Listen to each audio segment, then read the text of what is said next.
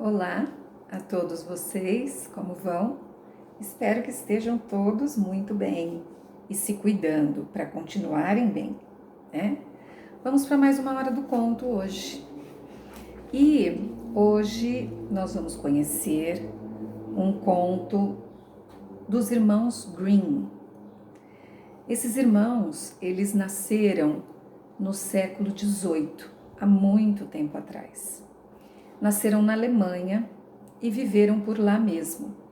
Foram dois irmãos muito estudiosos, muito curiosos, e eles pesquisaram durante toda a vida muitas histórias da tradição oral, lá daquela região onde eles moravam. Então eles pesquisaram, eles ouviram muitas histórias que eram contadas de geração para geração. Então o avô contava para o filho contava para o neto e assim por diante.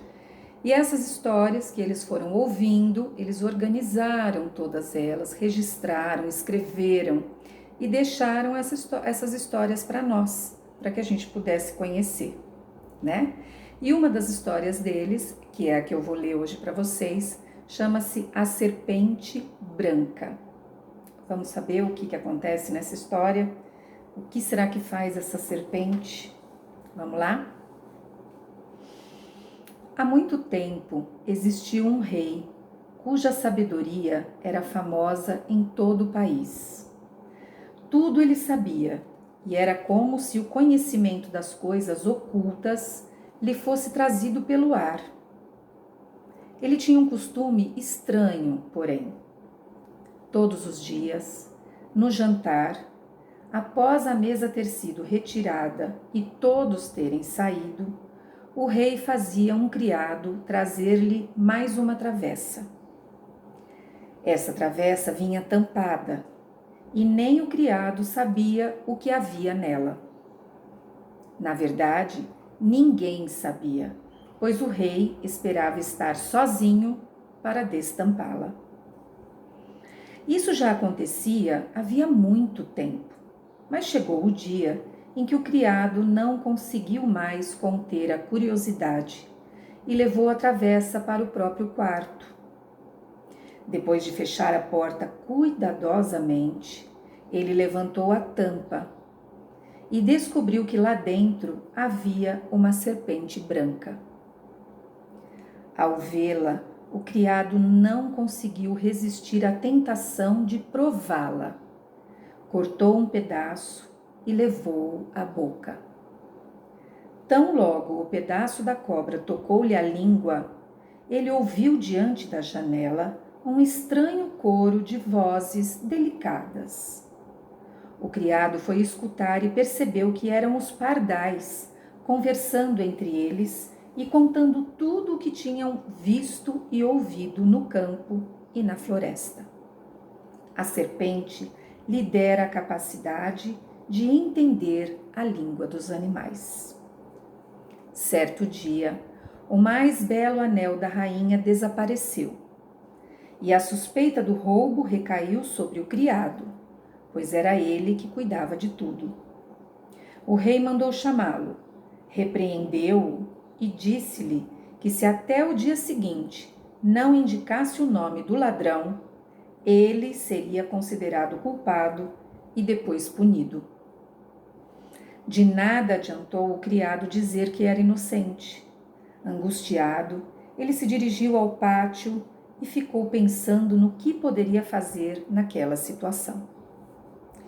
Lá estavam os patos, descansando na água, alisando as penas e conversando. O criado parou para escutar. Eles contavam por onde tinham andado na manhã anterior e o que tinham comido. Então um deles disse: "Algo pesa no meu estômago. É o anel que estava embaixo da janela da rainha. Eu o engoli depressa demais." Então o criado agarrou o pato pelo pescoço, levou-o para a cozinha e disse à cozinheira: "Mate-o, pois já está bom para ir para a panela." "Com certeza", disse a cozinheira, pesando a ave com as mãos. "Este aqui está pronto há tempos." Então ela lhe cortou o pescoço. Quando abriu a barriga, lá estava o anel da rainha. Assim, o criado pôde provar sua inocência. E o rei, para recompensá-lo pela injustiça, permitiu que pedisse uma recompensa e prometeu-lhe um lugar de honra na corte. No entanto, o criado recusou todas as ofertas e pediu apenas um cavalo e dinheiro para a viagem, pois tinha vontade de conhecer o mundo. O pedido foi atendido e ele se pôs a caminho. Um dia, ele passou por um lago onde 3 peixes, presos nos juncos, debatiam-se por água. Embora os peixes sejam considerados mudos, o homem ouviu seus lamentos. Como tinha compaixão, desceu do cavalo, soltou os peixes e devolveu-os à água. Os bichinhos nadaram para lá e para cá, alegremente, puseram a cabeça para fora e disseram: Nós nos lembraremos de você e o recompensaremos por ter nos libertado. O rapaz seguiu adiante e pouco depois ouviu uma voz na areia, debaixo das patas do cavalo. Ele parou para escutar e ouviu a rainha das formigas reclamando: Se ao menos os homens e suas bestas desajeitadas nos deixassem em paz, esse cavalo estúpido esmagou meu povo com seus cascos duros. O homem desviou o cavalo para o lado e a rainha das formigas lhe disse: Nós nos lembraremos de você e o recompensaremos. Seguindo por uma floresta, o rapaz viu um casal de corvos arrancando os filhotes do ninho. Fora, seus inúteis! Eles gritavam. Não podemos mais alimentá-los. Vocês já estão bem crescidos e podem se virar sozinhos. Os pobres filhotes, caídos no chão, esperneavam, batiam as asas e gritavam: Pobres de nós, não sabemos nos virar sozinhos, não sabemos nem voar, só nos resta morrer de fome. Então, o bondoso rapaz apeou, matou o cavalo com seu punhal e deixou-o como alimento para os filhotes. Estes se aproximaram, mataram a fome e disseram: Nós nos lembraremos de você e o recompensaremos. Agora ele teria de usar as próprias pernas. Depois de caminhar muito tempo, chegou a uma cidade grande, onde havia muito barulho e muita gente na rua. De repente surgiu um homem a cavalo e anunciou: A filha do rei procura um marido para casar, mas aquele que desejar desposá-la deverá realizar uma tarefa difícil. Porém, se tentar e não conseguir, perderá a vida. Muitos já haviam tentado, mas tinham morrido. Quando o rapaz viu a princesa, ficou tão deslumbrado com sua imensa beleza que se esqueceu de todo o perigo. Foi até o rei e se declarou pretendente. Ele foi levado à praia e, diante dos seus olhos, um anel de ouro foi atirado ao mar. Então o rei lhe ordenou que fosse buscar o anel no fundo do mar, dizendo ainda: Se você voltar sem ele, será jogado no mar de novo e lá de baixo irá se afogar. Todos ficaram com pena do rapaz, mas foram embora e o deixaram ali sozinho. Enquanto o jovem ficou ali parado, pensando no que fazer, 3 peixes se aproximaram nadando, os mesmos 3 que ele havia libertado. O do meio trazia uma concha na boca, que deixou na areia, aos pés do rapaz. Lá estava o anel de ouro. Cheio de alegria, ele levou o anel ao rei e esperou a recompensa prometida. Mas a princesa, orgulhosa de sua posição social, desprezou-o e exigiu que ele realizasse outra tarefa. Ela foi até o jardim e espalhou na grama 10 sacos de grãos de milho. Quando o sol nascer amanhã, você deverá ter colhido todo esse milho, disse ela, e não poderá faltar um único grão. O jovem Sentou-se no jardim e ficou pensando como seria possível cumprir a tarefa, mas não conseguiu chegar a nenhuma conclusão. Permaneceu sentado, muito triste, esperando a morte quando amanhecesse.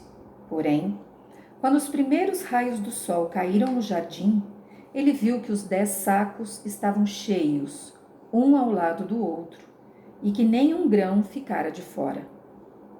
A rainha das formigas viera no meio da noite, com suas milhares de operárias, e estas, agradecidas, tinham diligentemente recolhido todos os grãos de milho, colocando-os nos sacos. A filha do rei fez questão de ir ao jardim e espantou-se de ver que o rapaz tinha cumprido a tarefa, de que fora incumbido, mas nem aquilo amoleceu seu coração orgulhoso. Disse ela: embora ele tenha cumprido as tarefas, não poderá ser meu marido se não me trouxer uma maçã da árvore da vida. O rapaz não sabia onde encontrar a árvore da vida, mas levantou-se e dispôs-se a caminhar tanto quanto suas pernas aguentassem, mesmo sem esperança de achá-la. Depois de atravessar 3 reinos, certa noite chegou a uma floresta e ali sentou debaixo de uma árvore para dormir. Então ouviu um farfalhar entre os galhos e uma maçã dourada caiu-lhe nas mãos. Imediatamente 3 corvos vieram voando, pousaram em seu joelho e disseram: somos os 3 filhotes que você salvou da fome. Quando crescemos e soubemos que você procurava a maçã dourada, voamos por cima do mar até o fim do mundo, que é onde fica a árvore da vida, e a trouxemos para você. Cheio de alegria, o jovem voltou para casa e entregou a maçã para a linda filha do rei, a quem não restava mais nenhuma desculpa. Assim, eles repartiram a maçã da vida e a comeram juntos. E o coração dos 2 se encheu de amor, e eles viveram felizes até a velhice. Bacana, né? O conto. Muito legal. Eu espero que vocês tenham gostado e que isso desperte a vontade em vocês de conhecer outros contos dos irmãos Grimm, que afinal são vários, alguns já conhecidos de todos nós e outros não, tá bom? Então, muito obrigada e até a próxima!